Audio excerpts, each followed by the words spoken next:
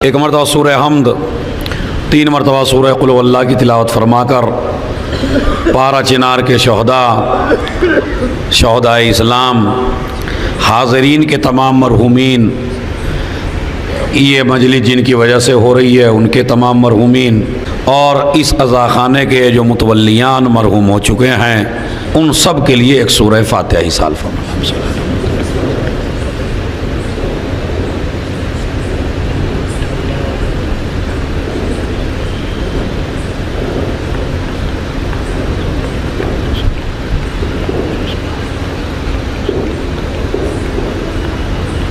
कुल हुवल्लाह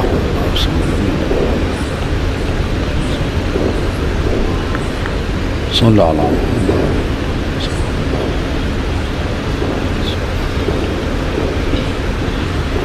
मरहूम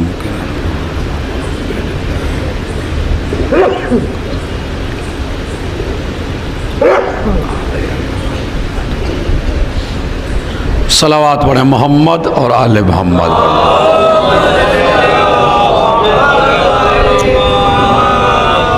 बहुत ही तवज्जो से मज़मून सुनना है। कल तक मौजू यहाँ तक बग़ैर किसी तमहीद के, चूँकि बातें ज़्यादा हैं वक्त कम है। मन सबता अला हदीस याद कर लीजिए मेरे जवान बच्चे, मेरे जवान भाई जो मुझसे छोटे हैं या बड़े हैं, और इस हदीस को याद कर लीजिए। हदीस क्या है? इमाम ने फरमाया कि जो इंसान हमारे कायम की ग़ैबत में हमारी विलायत पे बाकी रह जाए तो अल्लाह उसे 1000 शहीदों के बराबर अजर देता है। और शहीद भी आम जगह के शहीद नहीं, बल्कि पूरी दुनिया में सबसे बड़े शहीद करबला के बाद अगर कोई हैं बद्र के और ओहद के हैं।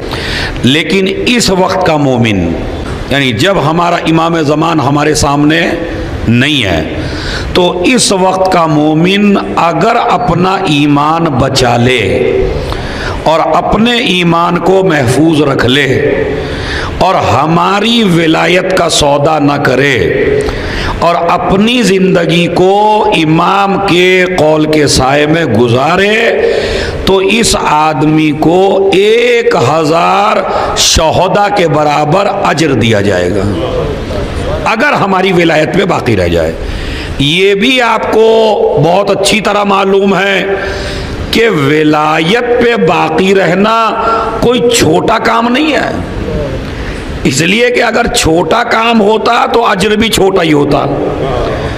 इसका मतलब है इमाम ज़माना के गायब होने की सूरत में बहुत से ऐसे लोग होंगे जो ईमान खरीदेंगे और ऐसे भी लोग होंगे कि जो ईमान बेच देंगे।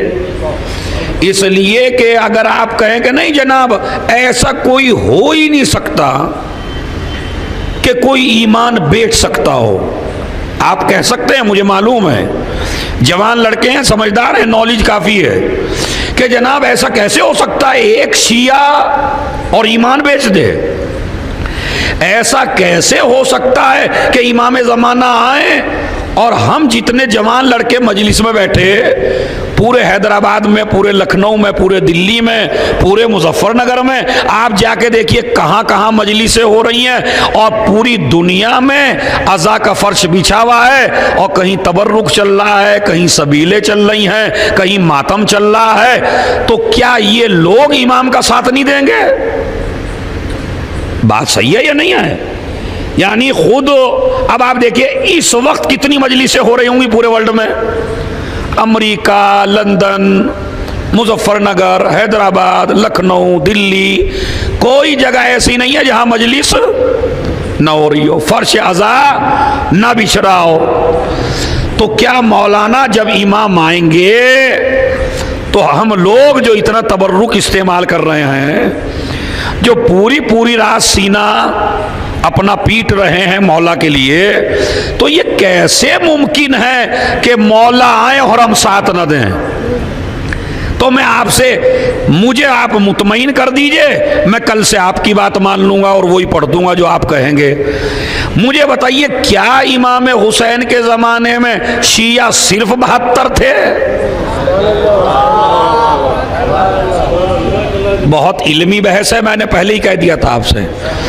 क्या इमाम हुसैन के ज़माने में सिर्फ शिया 72 थे, या पूरा यमन शियों का, कूफा शियों का, मदीना शियों का, मक्के में शिया, इमाम हुसैन का बोसा देने वाले, इमाम हुसैन के कसीदे पढ़ने वाले, इमाम हुसैन की तारीफ़ें करने वाले, इमाम हुसैन पे जान कुर्बान कर देने के नारे लगाने वाले। लेकिन जब इमाम ने कहा चलो मेरे साथ, कितने गए? अरे जोर से बोलिए भाई। 72। चलिए आप ज्यादा लगा लीजिए, 100 लगा लीजिए, 150 लगा लीजिए, अच्छा आप 300 लगा लीजिए। का कुछ ऐसे भी थे जिनकी कोई मजबूरी होगी, मगर इतने कम नहीं थे कि नहीं आ सकते थे। बस अब मैं एक एक आदमी से तवज्जो चाहता हूं जो पीछे बैठे हैं, ताकि मजलिस अपनी मेराज पे पहुंच जाए। जुमला सुनिए अजीजों, इसका मतलब ये है कि खुशी में न देखिए कितने साथ हैं। हाँ, जब तक इमाम हुसैन अलैहिस्सलाम मदीने में थे तो लोग कहते थे अरे हमारा किसी के पीछे नमाज पढ़ने को दिल नहीं चाहता आपके अलावा, और मौला हम तो आप पे फिदा हैं, और मौला हम तो आप पे कुर्बान हैं, और आप तो मौला ही हैं बस, और रसूल के नवासे हैं। आपने जाकिरों से इमाम हुसैन के ईद के दिन या मस्जिद नबवी में रसूल की पुश्त पे बैठना जाकिरों से सुना है, आपने आंखों से नहीं देखा है, मगर सहाबा ने ये मंजर आंखों से देखा था। सहाबा ने ईद के दिन नाका बनते हुए आंखों से देखा था। इसका मतलब ये है अगर ईमान आंख से देख के भी बिक सकता है, सलावात भेजने मोहम्मद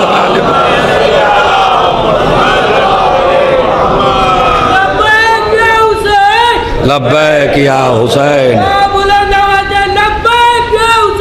लब्बैक या हुसैन, लब्बैक या हुसैन, लब्बैक या अब्बास, लब्बैक या अब्बास। ये छोटा गाना तो बाजों के वास्ता देता हूँ। लब्बैक या अब्बास, लब्बैक या अब्बास, लब्बैक या अब्बास, लब्बैक या अब्बास।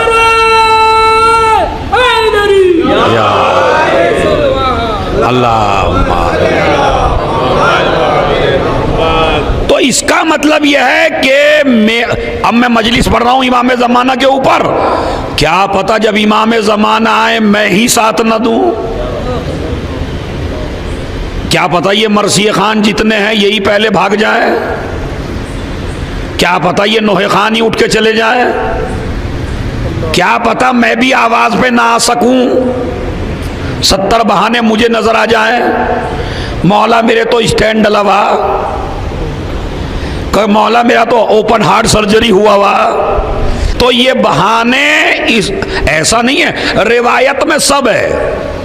कितने लोग बहाना बनाएंगे, कितने लोग आवाज पे आएंगे, कितने लोग साथ देंगे, कितने शिया हैं जो खुद इमाम के मुकाबले पे आ जाएंगे।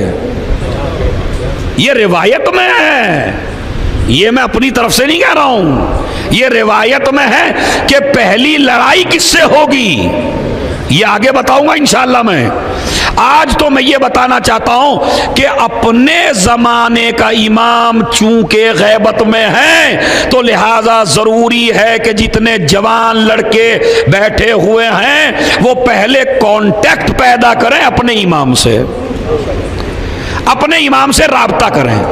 देखिए आपको इमाम ज़माना की कसम है, सच बताइए इस मजलिस में बैठ के आपका इमाम आपको कितना याद आता है रोज? कभी याद किया? परेशानियों की बात छोड़ दीजिए, लेकिन कितना आप अपने इमाम को याद करते हैं, कितनी दफा उसे पुकारते हैं। खाना 3 दफा खाते हैं आप दिन में, और मुहर्रम में तो हो सकता है 10 दफा भी हो जाए, क्योंकि इतने मजालिस हैं माशाल्लाह और हर जगह तबर्रुक का इंतजाम है। तो आप खाना 10 दफा खाते हैं। तलब होती है जिस तरह प्यासे को पानी की तलब होती है, क्या कभी इस तरह एहसास हुआ आपको कि मेरा इमाम मेरे सामने नहीं है? बोलिए भाई। और अगर नहीं है तो क्यों? मेरा इमाम मुझे याद क्यों नहीं आता? मैं अपने इमाम की तरफ मुतवज्जे क्यों नहीं हो पाता? मैं अपने इमाम को याद क्यों नहीं कर पाता? मगर नहीं है, वाकईन नहीं है। अमा आपकी तो आपकी मिंबर वाले जाकिरों को याद नहीं आता, मौलवियों को याद नहीं आता। लेकिन मौलवियों को कैसे याद आएगा? सारा खुम्सो ज़कात जो बंद हो जाएगा फिर।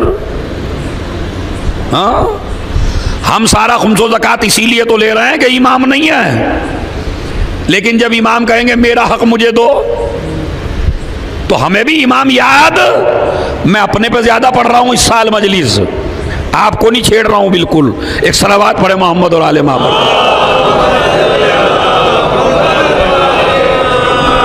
जरा एक अच्छी सी सलावात, नूरानी सलावात पढ़ते मोहम्मद और मोहम्मद, जिससे मुझे लगे कि आपको भी इस अशरे की तड़प है। अब कम से कम इतना तो कर ही सकते हैं कि अपने घरों से सवेरे निकल आए ताकि इमाम की कुछ नॉलेज तो हो जाए। तो अब हमें राबता पैदा करना है अपने इमाम ज़माना से, ताकि मैं विलायत पे उनकी बाकी रह सकूं। राबता कैसे हो? अब मैं एक जियारत आपको बताता हूं, वही जियारत जो आप रोज पढ़ते हैं, वही जियारत जो आप नमाज के बाद पढ़ते हैं, वही जियारत जो मजलिस के बाद पढ़ते हैं। उस जियारत का कोई टाइम मुअय्यन नहीं है। ये मेरी माँ बहनें बैठी हैं मेरे पीछे, इमाम ज़माना की जियारत का कोई टाइम मुअय्यन नहीं है। जब तू चाहे अपने इमाम को सलाम कर सकता है, जब भी चाहे। तू अपने ऑफिस में बैठा है, तुझे तेरे इमाम की याद आई, अस्सलामु अलैका या साहिबल असरे, करिए जरा मिलके, साहिबल असरे, हो गया सलाम। अपने घर से निकले जॉब के लिए, अस्सलामु अलैका या साहिबल असरे वज़्ज़मान। अपनी औलाद को कहीं लेके निकले, अस्सलामु अलैका या साहिबल असरे वज़्ज़मान। इससे क्या होगा? आपका राबता इमाम से मजबूत होगा। मैंने बहुत बड़ी चीज आपको समझाई, अगर आप इसे महसूस करें। मसलन मैं अमामा लगाए बैठा हूं यहां, और आप इसी हुसैनिया में, इसी इमाम बारगाह में 10 दफा आए दिन में, और मुझे बैठा हुआ देखा, तो मुझे बताइए एक ही दफा सलाम करेंगे, या अगर मुझे 10 दफा बैठा देखेंगे तो 10 ही दफा सलाम करेंगे? क्यों? इसलिए कि आपको एहसास है कि मौलाना मेरे सामने बैठे हैं। भाई इसी तरह अपने दिलों में एहसास पैदा करो, हर वक्त मेरा इमाम मेरे सामने है। एक सलावात भेज दें मोहम्मद और आले मोहम्मद। देखिए इमाम ज़माना का अशरा है, तो सलावात भी बावाज़े बुलंद होनी चाहिए, हर सलावात।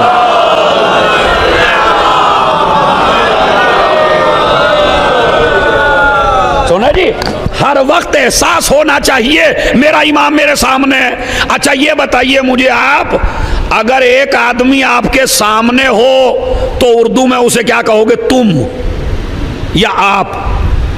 और अगर एक आदमी मसलन इस इमाम बाड़े में ना हो तो उसे क्या कहोगे उर्दू में?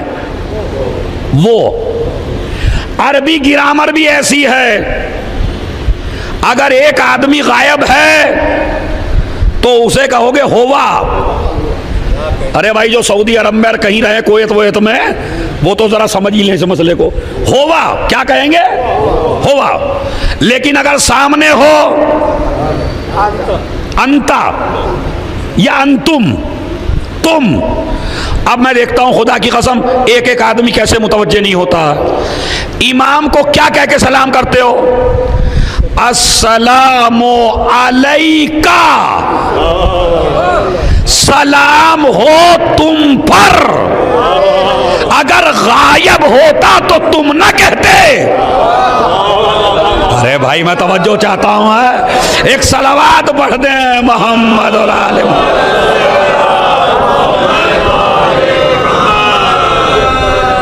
हाँ भाई जवानों, क्या कहते हैं आप? नहीं आप क्या मतलब ज़ियारत इमाम हुसैन भी पढ़ते हैं? आज मैं आपको वो रीज़न समझा दूं और वो वजह समझा दूं कि ज़ियारत आप क्यों पढ़ते हैं। जैसे ही मजलिस ख़त्म हुई, मातम हुआ, फौरन ज़ियारत। जैसे ही नमाज ख़त्म हुई, फौरन उठे, फिर ज़ियारत। अच्छा शुरू कहाँ से करते हैं भाई? तवज्जो चाहता हूं मैं, अब मजलिस सुनिए जरा तवज्जो से। शुरू कहां से करते हैं? अस्सलामु अलैका या रसूल अल्लाह, ए रसूल खुदा तुम पे मेरा सलाम हो। या फिर उसके बाद किसे करते हैं? अस्सलामु अलैका या अमीरुल मोमिनीन, ए अमीरुल मोमिनीन तुम पे सलाम हो। उसके बाद क्या कहते हैं? अस्सलामु अलैकी या फातिमा ज़हरा, ए बीबी फातिमा तुम पे सलाम हो। फिर कहते हैं अस्सलामु अलैकुम या अइम्मतल बकी, ए बकी के इमामों तुम पे सलाम हो। ए इमाम रजा तुम पे सलाम हो। ए हुसैन इब्ने अली तुम पे सलाम हो। हम पूरी दुनिया को नमाज के बाद यही तो बताते हैं। रसूल को सलाम करके बताया रिसालत जिंदा है, इमाम को सलाम करके बताया इमामत जिंदा है।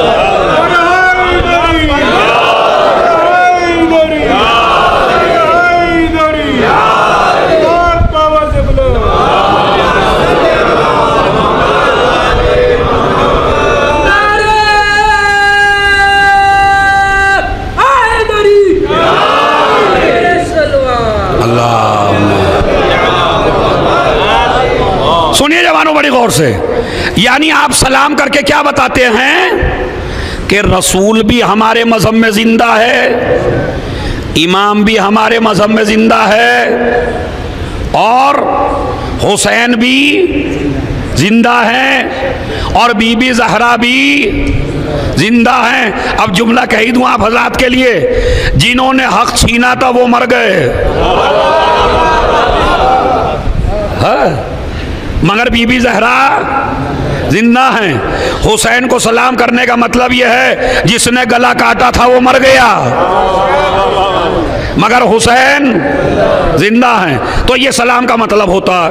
करते क्यों हैं अब सुनिए, उसकी वजह है। सबसे पहले तो सलाम हम इसलिए करते हैं ताकि हमारा राबता अपने इमामों से मजबूत रहे। रीज़न, अगर कोई तालिब इल्म लिखना भी चाहे तो लिख ले इन चीज़ों को, चूँकि बड़ी इज्तिहादी बातें हैं ये और ये बड़ी काम आने वाली हैं आपके। क्यों करते हैं जमा? मैं बिल्कुल सवालों जवाब करके मजलिस पढ़ता हूँ। जवानों आप जवाब दीजिए, क्यों करते हैं आप इमाम को सलाम? ताकि हमारा कांटेक्ट मजबूत रहे। अरे ये दुनिया में मिसाल भी दी जाती है भाई, अगर आप किसी से सलाम कलाम छोड़ दें तो कहते हैं भाई हमसे उनका कोई राबता नहीं है, है नहीं है, हमसे उनका कोई राबता नहीं है, ना सलाम है ना कलाम है। तो इसका मतलब है सलाम राबते को।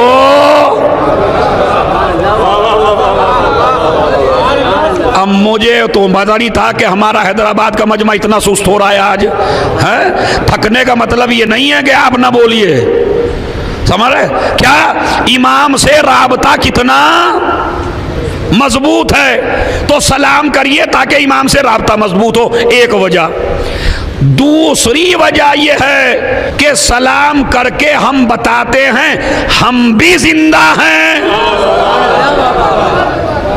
और जिन्हें सलाम कर रहे हैं जोर से बोलिए वो भी जिंदा हैं। दो वजह। तीसरी वजह सुनिए भाई, जब हम उनको सलाम करेंगे तो वो हमें जवाब देंगे या नहीं देंगे? अब जवाब क्या देंगे? मसलन मैं आपको कर रहा हूं सलामुन अलैकुम, आप क्या कहेंगे? वालेकुम सलाम। मैंने जो जवाब दिया, मैं गुनाहगार आदमी हूं, क्या पता मेरी दुआ आपको लगे या ना लगे, लेकिन आपने मुझे सलाम किया, मैंने आपको जवाब दिया। इस्लाम में जवाब देना वाजिब है, सलाम करना मुस्तहब है। अब समझे हम सलाम क्यों करते हैं? ताकि सलामती की दवा हमें वो भी दे। भाई जब हम इमाम को सलाम करेंगे तो हमारा इमाम भी हमें सलामती की दुआ, और जिसे इमाम सलामती की दुआ दे उसे दुनिया की कोई हुकूमत बर्बाद नहीं कर सकती। पारा चिनार में चाहे जितनों को मार डालो, शीयत कल भी जिंदा थी, शीयत आज भी जिंदा।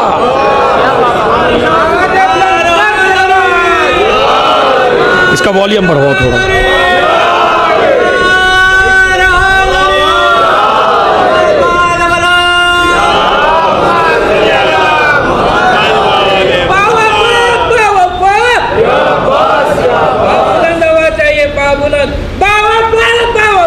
या अब्बास, या अब्बास, या अब्बास, या अब्बास, या अब्बास, या अब्बास, या अब्बास, या अब्बास। हाँ ये हाँ बिल्कुल। या अब्बास, या अब्बास, या अब्बास, या अब्बास, या अब्बास, या अब्बास, या अब्बास, या अब्बास।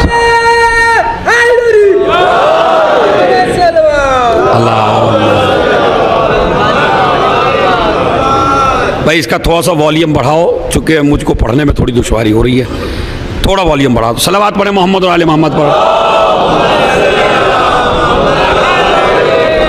तो खैर सुनिए आप, इसका मतलब ये, अब जब हम सलाम करेंगे, बस आप मेरी तरफ मुतवज्जो रहिए, हम सलाम करेंगे तो इमाम क्या कहेंगे? वालेकुम, तुझ पे भी सलामती हो। तो किसने दुआ दी आपको? रसूल को सलाम किया, रसूल ने दुआ दी। हुसैन को सलाम किया, हुसैन ने दुआ दी। जहरा को सलाम किया, जहरा ने दुआ दी।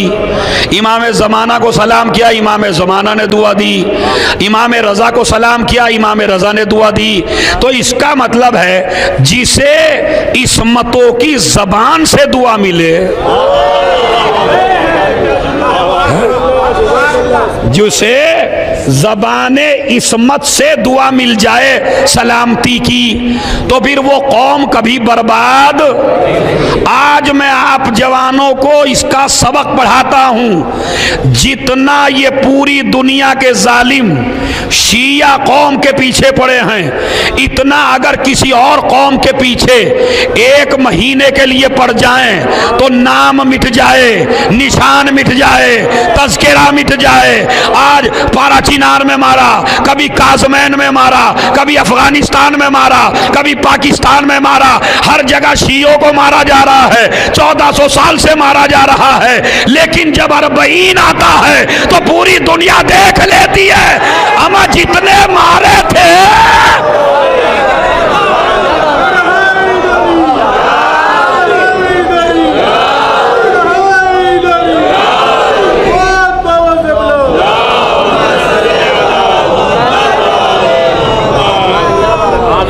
है या नहीं मसला?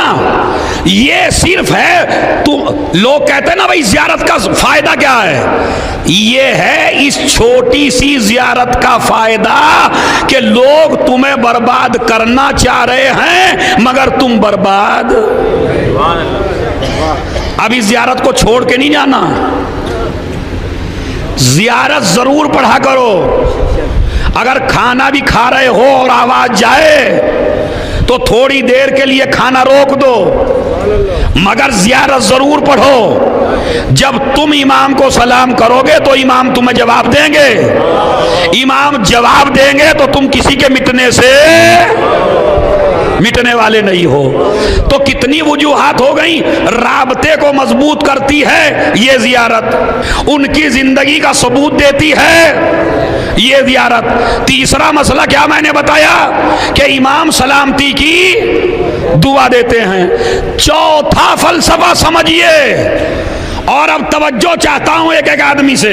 चौथा फलसफा यह है कि नमाज के बाद हम जियारत इसलिए पढ़ते हैं, ये अपने सुन्नी भाइयों को बताइएगा। जिसकी सुन्नी भाई से दोस्ती हो वो बता दिया करे अपने मजहब की बातों को। हम सलाम इसलिए करते हैं अपने इमामों को कि नमाज हमने पढ़ ली, रोजा हमने रख लिया, हज हमने कर लिया, लेकिन क्या गारंटी है जब तक कीमत अदा नहीं करोगे कोई अमल कबूल नहीं होगा। ये जियारत अजरे रिसालत है।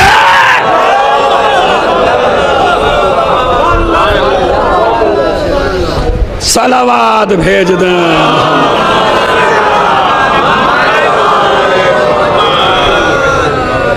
बताइए नमाज के बाद हम जियारत क्यों पढ़ते हैं? या नबी अल्लाह हमने नमाज तो पढ़ ली, मगर नमाज बताई थी आपने कहा मेरी तबलीग का अजर है मवद्दत अहले बैत। तो नमाज के बाद हमारे देवबंदी भाई, हमारे बरेलवी भाई, हमारे हम्बली शाफई जितने भी फिरके हैं वो नमाज पढ़ के घर चले जाते हैं। ये नमाज तो पढ़ रहे हैं मगर कीमत अदा नहीं कर रहे हैं। सलावात भेज दें मोहम्मद। तो ये अजरे रिसालत है जो हम नमाज के बाद, जोर से बोले, जियारत पढ़ रहे हैं, ये अजरे रिसालत है। और पांचवा जवाब सुनिए, हम जियारत क्यों पढ़ते हैं हर मजलिस के बाद, हर नमाज के बाद? सुनिए मसला क्या है। नबी करीम जब नमाज पढ़ने जाया करते थे तो पहले दरवाजे फातिमा पे झुकते थे, सलाम करते थे, मस्जिद से आते थे, फिर दरवाजे फातिमा पर सलाम करते थे, ताकि दुनिया को बता दिया जाए नमाज जब तक कबूल नहीं होती जब तक दरे ज़हरा पे झुका ना जाए।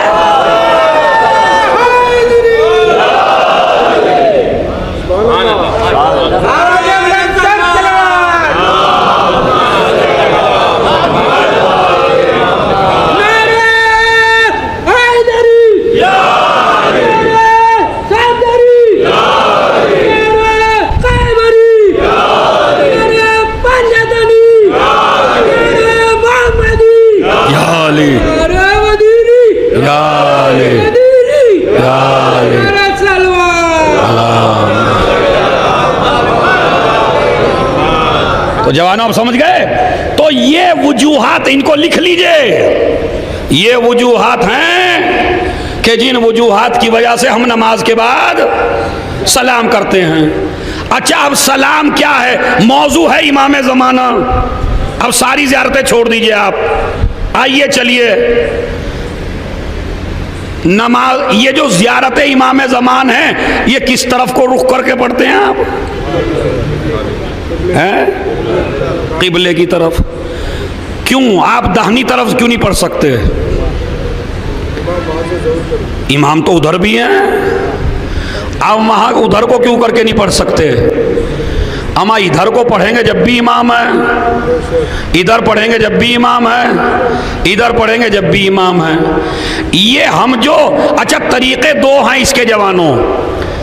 जब ज़ियारत इमाम ज़मान पढ़िए तो या तो अपने हाथ अपने सर पे रखिए, एक तरीका यह है। दूसरा तरीका है कि अपना हाथ अपने सीने पे रखिए। पूरे बदन में दो ही चीजें कीमती हैं। अरे भाई है, सलावत पढ़े मोहम्मद और आले मोहम्मद।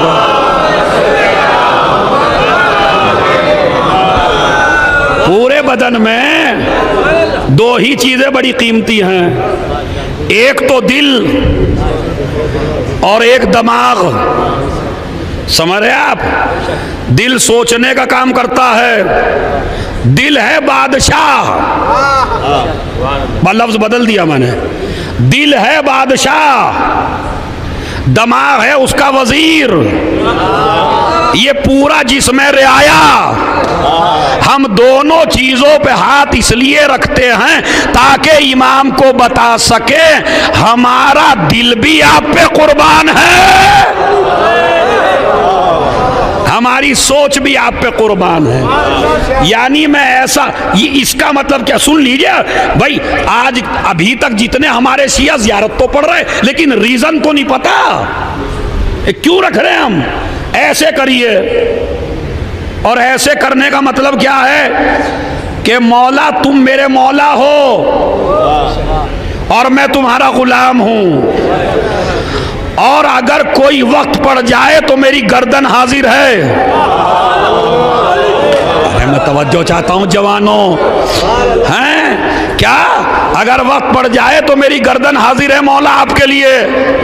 तो एक जुमला तो आप ये कहते हैं। दूसरा अदब क्या है कि आप सीने पे हाथ रखिए, अस्सलामु अलैका या साहिबल असरे, एक दफा जरा मिलके कह दीजिए।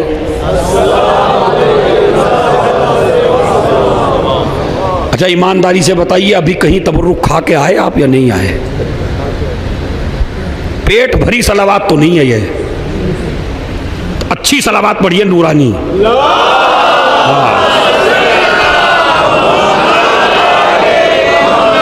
वाजिल इसके साथ पढ़िए, अल्लाहुम्मा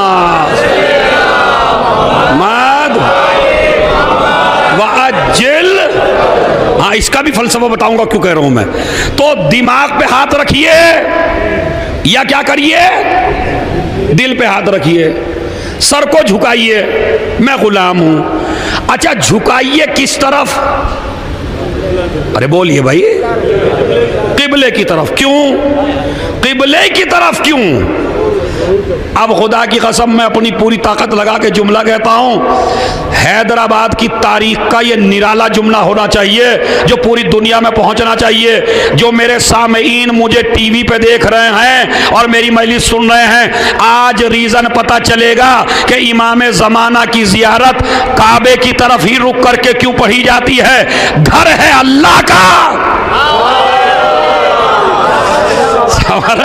भाई घर है अल्लाह का, तो जियारत पढ़ना है तो पहले इमाम ज़माना का घर तलाश करो कहां है?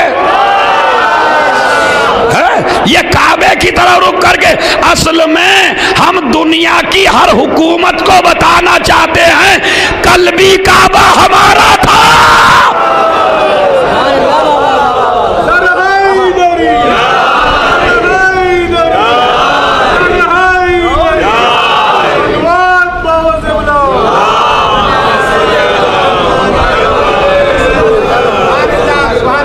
काबा हमारा है, काबे के मालिक ये हैं, हम उनकी मालिकियत बताते हैं दुनिया को। जहां भी जाओ काबे की तरफ रुक करके, ताकि दुनिया सोचने पे मजबूर हो जाए कि भाई है कोई काबे में,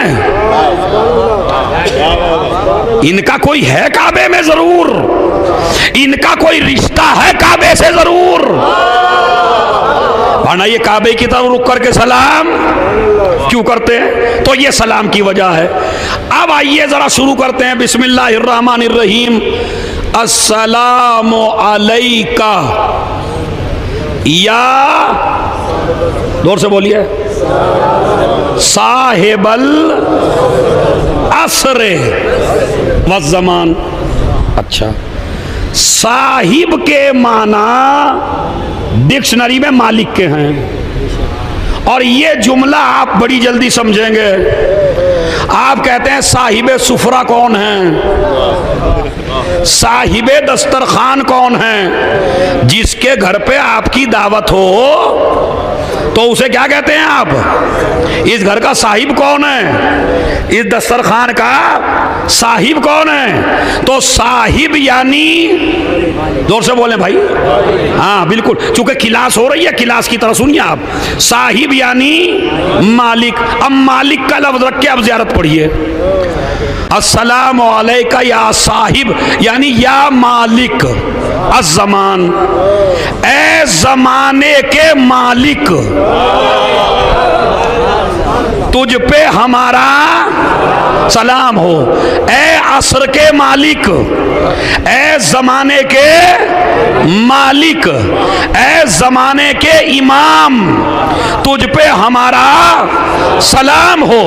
तो पूरी दुनिया फायदा उठाती है जमाने से। भाई आप जितने भी तरक्की कर रहे हैं, अगर दिन रात ही ना हो, फसलें भी ना हो, खाना भी ना हो, पानी भी ना हो, दुनिया की सारी ऐश अगर है तो जमाने ही की वजह से तो है। जमाना बनता है चांद सूरज से, जमाना बनता है चांद सूरज से। अच्छा, बूढ़ा कौन सी चीज करती है आपको बताइए? आप बूढ़े किस वजह से होते हैं? दिन और रात के गुजरने से। तो यानी जमाना बूढ़ा करता है आदमी को, इससे बड़ा कोई जवाब आपको देगा भी नहीं। लोग कहते हैं इमामे जमाना इतनी उम्र के हो गए आज भी जवान हैं, अभी तक बाकी कैसे हैं? ओ भाई, जमाना उसे बूढ़ा करेगा जो जमाने की औलाद हो।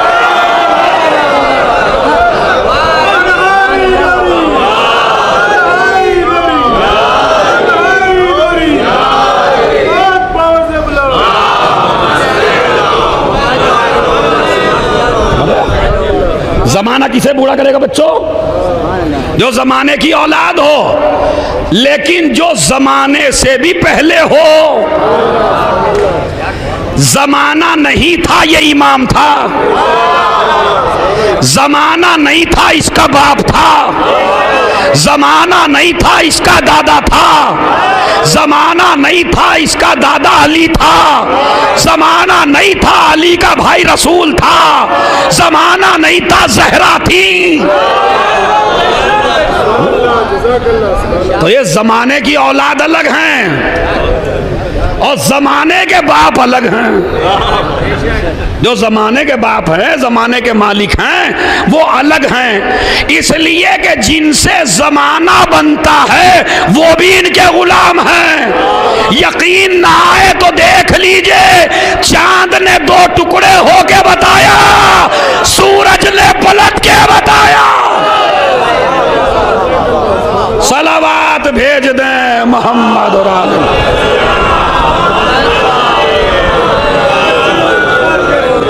एक सलावात और पढ़े मोहम्मद और आले मोहम्मद।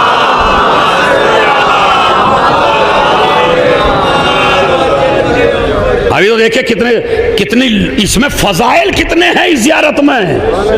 अस्सलामु अलैका या साहिबल असरे वज़, ए जमाने के मालिक। तो अब वो चाहे जितना चाहे जिए, कोई एतराज नहीं कर सकता। जमाना उनके इशारों पे चलेगा, वो जमाने के इशारे पर नहीं चलेंगे। तो ये हैं जमाने के मालिक। अब आइए दूसरी तरफ, दूसरा जुमला क्या है? पढ़िए भाई, आप तो पढ़ते ही हैं। अस्सलामु अलैका या साहिबल असरे, आगे अस्सलामु अलैका, हाँ पढ़िए भाई। या खलीफतर, किसे कह रहे हैं आप? ये इमाम ज़माना को। किसके खलीफा? अब इससे बड़े फजाइल क्या होंगे फिर? ए रहमान के खलीफा।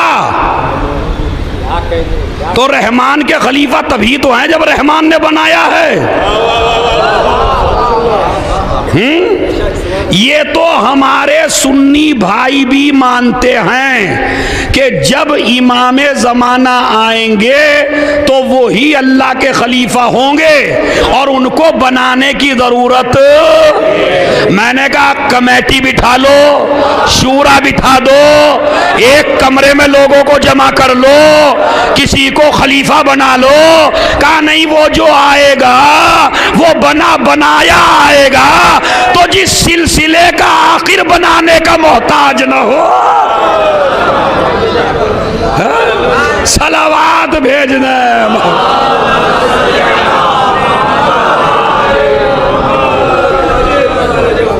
समझ रहे आप? देखिए सारी बातें क्लियर हो रही हैं। अस्सलामु अलैका या खलीफतर, ए रहमान के खलीफा।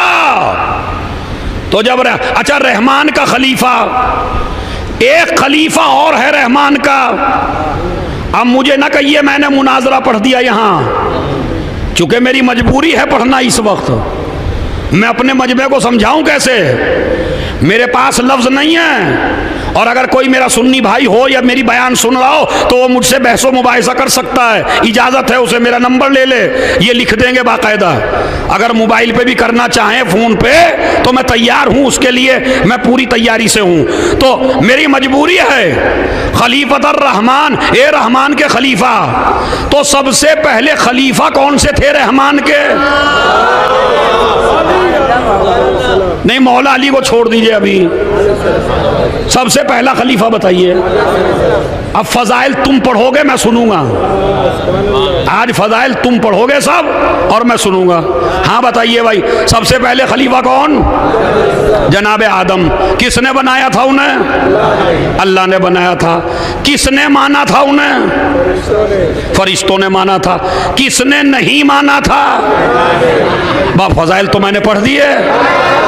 इसका मतलब है कुरान ये कहता है जो रहमान के खलीफा को माने वो मलाइका होते हैं, जो उसको न माने वो शैतान होता है।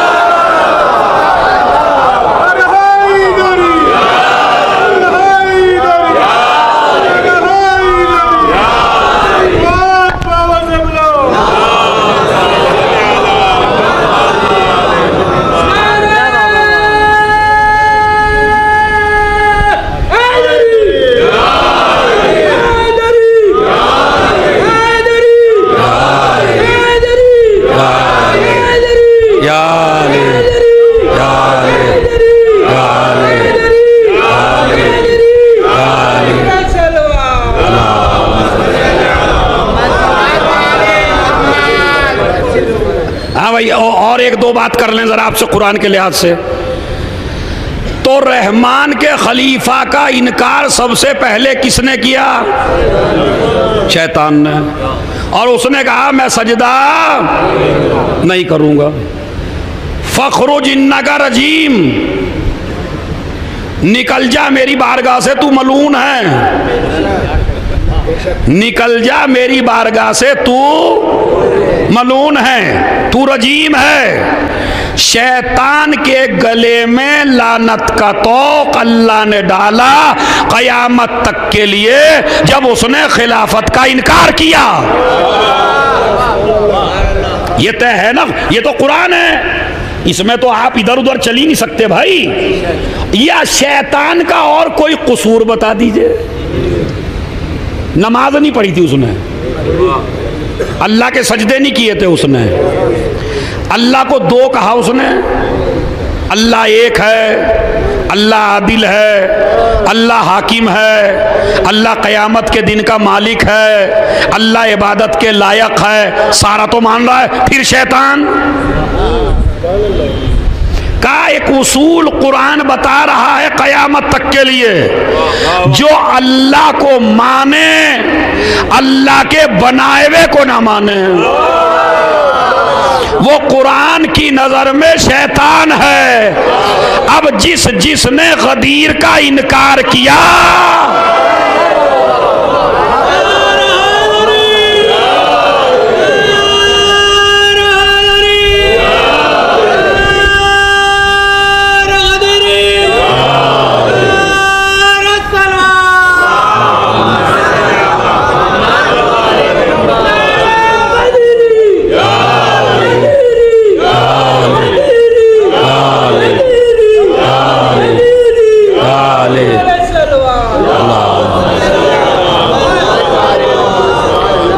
जरा हुलिये से पहचानते रहिए। अभी मैं कुरान ही पढ़ रहा हूं और आपसे पूछ पूछ के पढ़ रहा हूं। चलिए, तो खिलाफत को नहीं माना तो शैतान बन गया। अल्लाह ने कहा कि इसमें मेरी रूह है,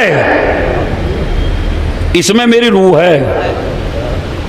उसने क्या कहा कि ये मिट्टी है। अल्लाह ने कहा इस मिट्टी में मेरी रूह है, तो शैतान ने कहा मैं निस्बत को नहीं मानता। अब इससे ज्यादा मैं कहां से आपके लिए लफ्ज लाऊं? क्या कहा? परवरदिगार तूने मुझे आग से बनाया, इसको मिट्टी से। अल्लाह कहता कमबख्त मिट्टी नहीं है ये। अगर मैं मिट्टी को सजदा कराता तो पहले कराता। फनफ़क़्तु फ़ीहि मिन रूही फ़क़ऊ लहू साजिदीन।